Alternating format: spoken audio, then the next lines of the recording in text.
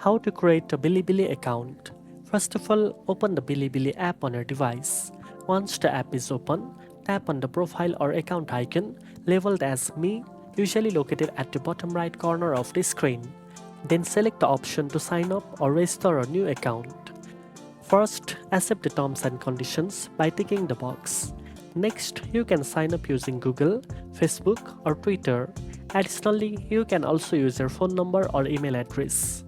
Enter a valid one and tap on the verification option to receive a confirmation code. Make sure to enter the code correctly to proceed. After verification, create a strong password for your account and tap the sign up button. Then enter your birthday, choose your gender, and select your hometown. Once done, tap Done. You may also be asked to choose a profile photo and select a username which will be visible to other users. Make sure to pick something unique and easy to remember. Once all your details are complete, tap Done and your Bilibili account will be successfully created.